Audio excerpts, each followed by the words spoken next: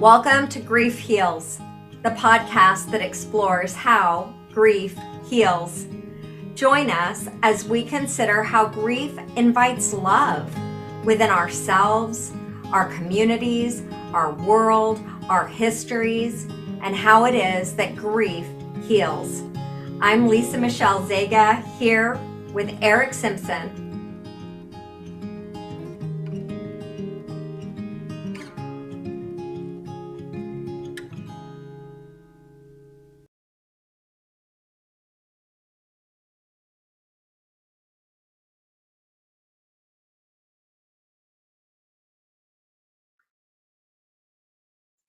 Hello, hello, hello.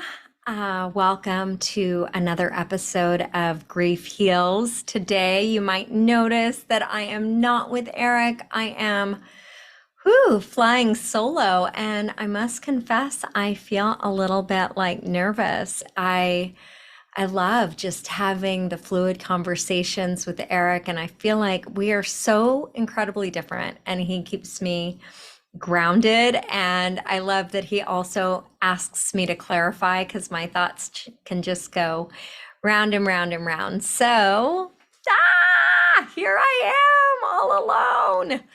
But I'm not alone, right? Because I'm with you. And yeah, I just got to tap into that energy and feel that we are all connected.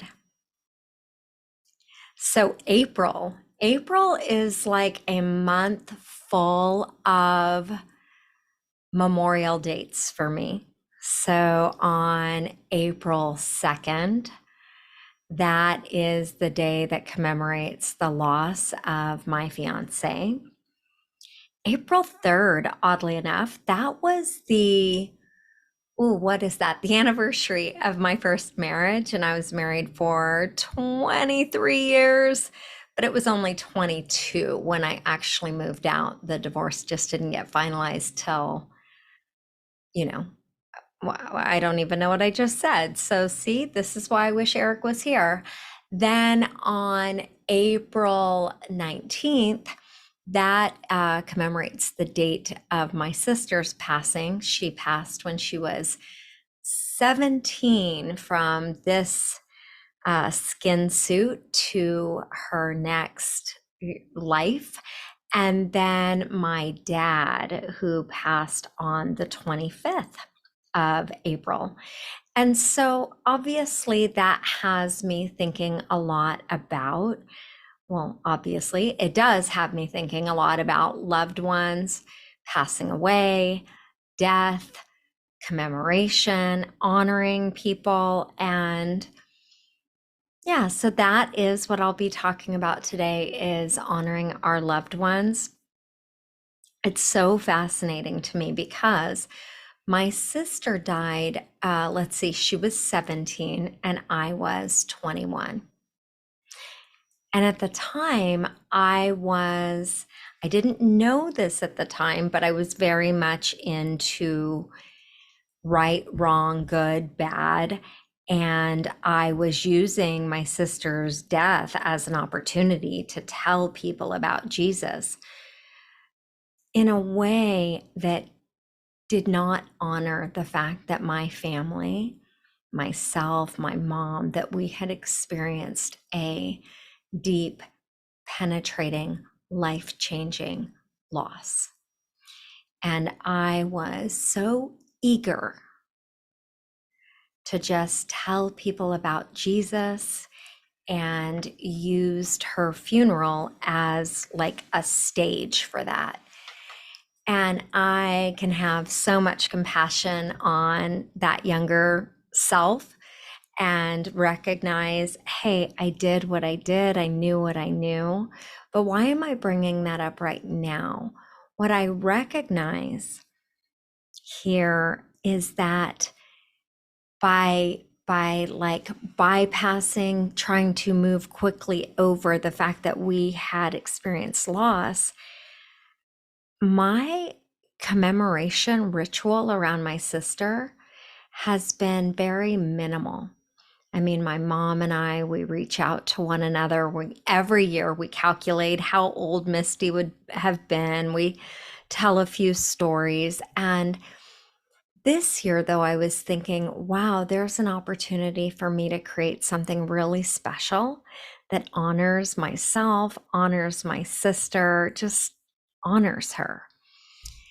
With my fiance, I was a lot further along in my journey. And so with him, it's been, well, we were part of a motorcycle club together. So first of all, the club always does a ride in his honor. And that is so helpful for me, doing something that is really saying like, hey, you were here and you matter to me, you matter still. And then this year I've actually, so this was year five, no, year six. There was just a lot of celebration. There was a lot of, I just felt like I had a lot of funny stories, and I went to the ride that the club did. Well, the ride itself got rained out, but we still had a party, and that was super duper special. And different people told stories about him, which I love. And then let's see, on the actual day, I was supposed to be hosting a healing circle, and oddly enough, my internet went out. My blue, what do you call it? Not the Bluetooth. What am I trying to? Hotspot wouldn't work, and by the time I could configure a new situation, it was just better to send out a message that we would be canceling. And so I was sort of discombobulated on the day of.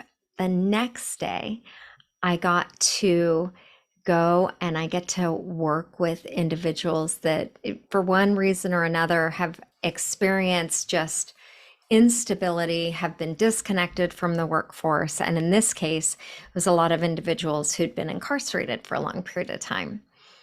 So I got to go and be with these incredible humans, which just felt really, really special. And he was in my heart like the day. He's, yeah, he's always in my heart. And this month is like that, it's a special, right? I give special commemoration, and the same with his birthday month. So, and I was with two other widows. So what we did is, after the training, we went out to eat because this man loved food and he really liked fancy, yummy, good, hearty food. So we went to a place in La Cañada and celebrated him, and neither one of them knew him. But they just let me tell stories, and that was super, super duper special. And oh, before that, because I wanted to make it to the graveside, right? And I don't do that every year, but I did this year. And I was telling my girlfriend that I was riding with, I'm like, hey, he had this thing that he would do with his dad, and he would pick up a beer and he would grab a scratcher, and maybe he'd get flowers and he'd go do a scratcher with his dad, pour a beer into the flower holder, give his dad a toast, right? And so I thought, well, maybe I'll do the scratcher thing. I haven't done it before. So I go into like a Circle K, and I asked the guy behind the counter, I said, yeah, I don't really do scratchers, and I think they can be kind of complicated, but I'm not sure which one to get. And he interrupts me. He's like, if you don't know how to do scratchers, you have no business buying one. I'm like, yeah, okay. And I think I'm gonna get one though, because it's like a special occasion. Anyway, and so then I start picking the numbers, right? There's special numbers to him. So I'm like, okay, may I get a number 9? He's like, we don't have a 9, we have an 11. Okay, may I get the 19? We don't have any 19s. We have a whatever he said. And then I'm like, well, how about a 27? And then when he tells me he doesn't have 27, he has 29, I think maybe they're situated in this case in such a way that I'm misunderstanding your numbering system. So I tell the guy, I'm not sure. Like I start to tell him, maybe I don't understand your numbering system. He interjects and says, lady, just pick one. I was so startled. I looked at him and I said, you're not nice. You are not being nice, and I will not buy from you. And I was like wagging my finger, and he started to say something, and I put up like the stop sign, right, with my palm to him. And I'm all, no, I will not buy from you. And then I walked out and I was a little bit rattled, and I told my girlfriend, but I was also kind of laughing. And I said, Michelle, I just told the man in there that he was acting mean and I wouldn't buy from him. And she's like, what in the world? So I tell her this story.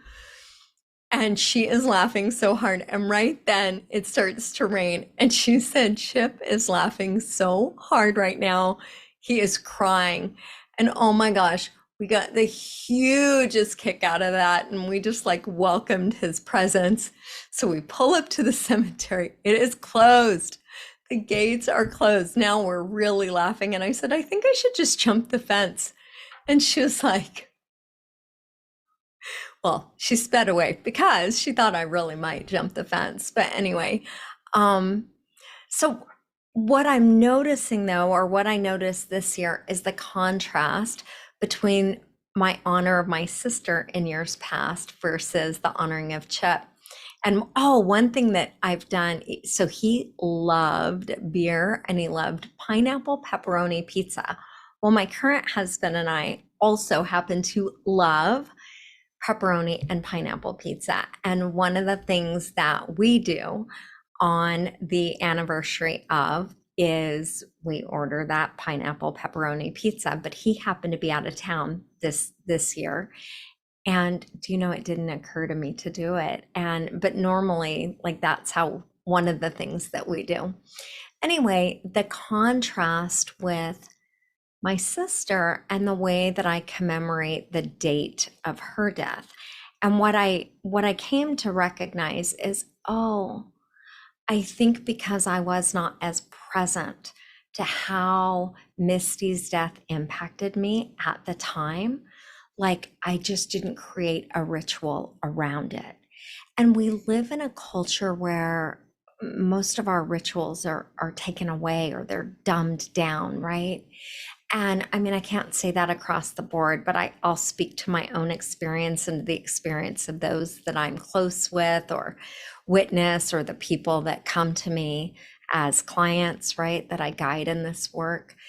And I have come to believe that ritual is so incredibly important, and that it creates a space, like it's kind of like making a bigger container to hold us and to hold us in our loss. And I really think that ritual done in community is quite helpful. So for me, the fact that my current husband and I have a way that we honor him together, and I'm not alone in my ritual. And then the way that I went out with girlfriends and we went to the eating out and told stories.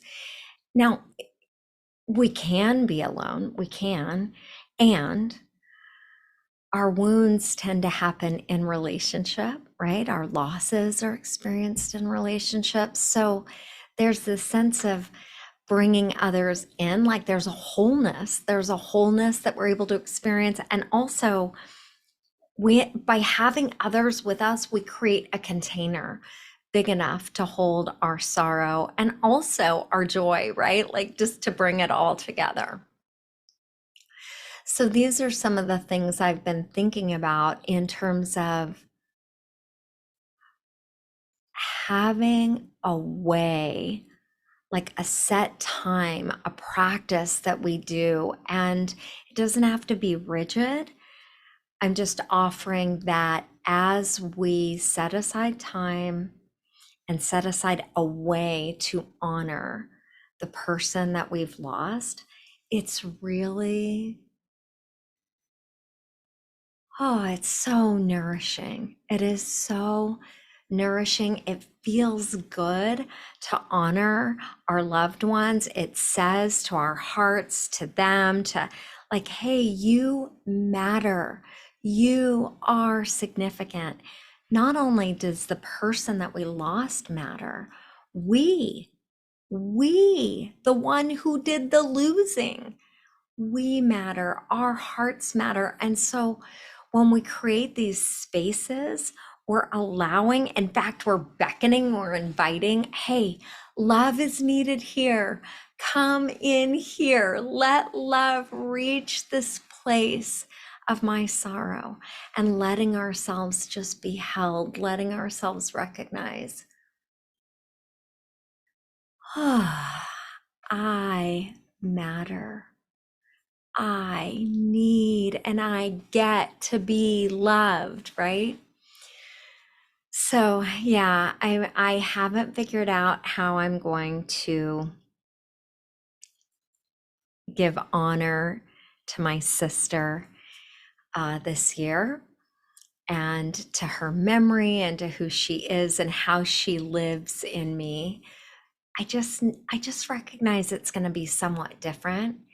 And then also, oh my goodness, one thing I did to honor the loss of my marriage, because when I got married at 22 years of age, I had so many hopes and dreams and expectations for who we would be together, how I would be for him and by his side. And so I celebrated that anniversary for 20 plus years. Of course, I'm present to it the day of. And even though, right, I have a new wedding anniversary, that was my first. And I've not really done things to honor that day so much. But this year, I sent love from my heart. I didn't make a phone call. I didn't do anything like that. I just, on purpose, sent love to my first husband, gave thanks for who he was in my life. I would not be the woman that I am today had he not been part of my journey. And he's a very special part of my journey. Now, I've also experienced some tremendous pain, right, in that relationship. And in order for that not to cloud who he was or who he is, right? He's the father of my children. So I also got to be super honest with my heart and think about the ways that, oh, what am I trying to say? Thinking about the things that I did that I wish I hadn't have done, thinking about the things that he did or didn't do that I really wanted to just release and cleanse, thinking about what I wanted but I didn't get. And so I did this work long ago, and have continued to allow things that come up, and to be with myself, and to be with my tender heart, and to, right, to forgive, to release, to forgive myself, to release myself, to give thanks for all that was there. Oh my gosh, I wouldn't have married him if, right, there was so much there, and I stayed married for 22 years. Of course there are things to celebrate. So having done that work repeatedly, this year I did something, oh my gosh, completely different, that opened up a whole new capacity within my heart. So when he and I went through the divorce, there were things done that I just could not make sense of in my brain. In fact, I even became Lisa Michelle because I couldn't make sense of keeping a last name of someone who seemed like to think I was their enemy and treated me like an enemy. And so I dropped his last name, and Michelle, for a season of my life, was my actual last name.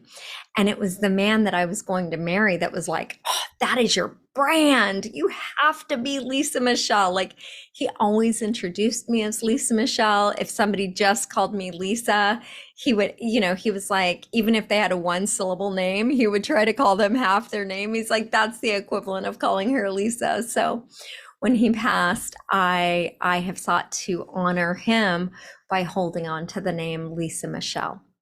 Um, anyway, back to the original story. So I wrote a new story about what the things that happened during that divorce. And I wrote it from the perspective of as if my first husband loved me so, so, so much. And he, even though our relationship was coming to an end, and we both knew it, he wanted to honor me and bless me with these challenges so that I could see that I am loved and cared for by God, by the universe, that I have everything that I'll ever need. He wanted me to see the ways that I would be provided for when things looked really bleak and really dark. He wanted to make the challenge so great that things unearthed that were buried inside me to really see the love and beauty within me so that not only I could receive it within myself, I could also offer it to the world. Now, I don't know if my story is making any sense whatsoever, but here's the thing. As I'm writing this, I felt like these massive cleansing tears. I felt a greater level of forgiveness. I also felt places within me that still just needed love and attention, right? And so I sat with those tender parts. And it helped me to see the same story with different glasses. It's like, all right, if the story of our marriage, let's say, was a white wall, and he looked at that white wall with blue glasses on, and I looked at that white wall with red glasses on, even the memory of it, whatever, we are either one of us seeing the white wall, right? So even my own memory of how things went down, part of it's made up. It's made up of my own perspective. So I decided to put on different glasses, and I didn't put on his blue ones, and I didn't put on my red ones, and I couldn't really see the white wall. So I put on purple glasses. You know why I put on purple glasses? Because I love purple. And I wanted to tell myself a story that felt like the kind of story that I want to live in now and that I want for my future. And that story is Lisa Michelle. You are so completely loved that even your ex-husband was working to do good by you and to bring, just like if you squeeze a lemon and the juice comes out, right? He wanted me to have an experience of being squeezed so that the good, yummy juice that I couldn't access without the squeeze would come from me. And so,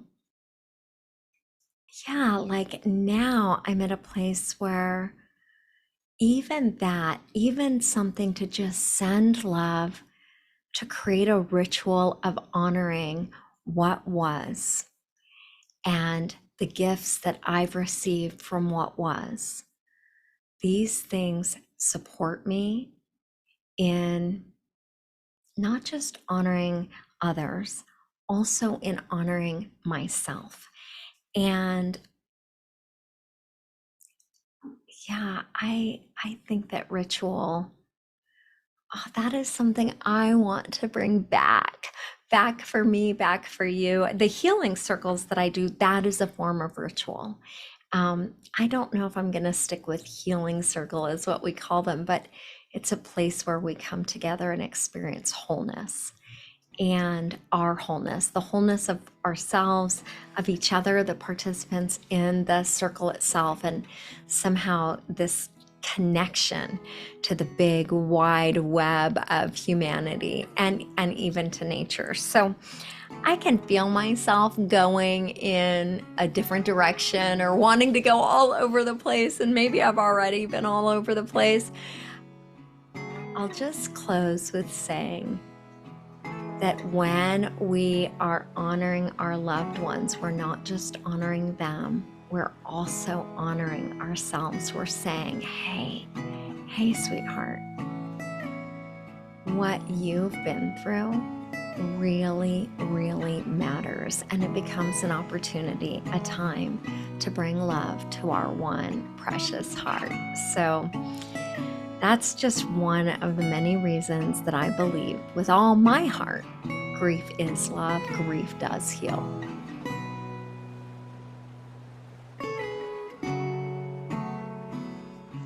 You've been listening to Grief Heals with Lisa Michelle Zega. The podcast is produced by me, Eric Simpson, in association with Jump Up and Down Productions. Music by Ken Delian, Drunken Nights to Sunday Mornings, and Stefan Carlin, A Calming Ocean, A Common Notion. If you would like more information about the work Lisa does, point your browsers to legityou.com. That's LEGITYOU.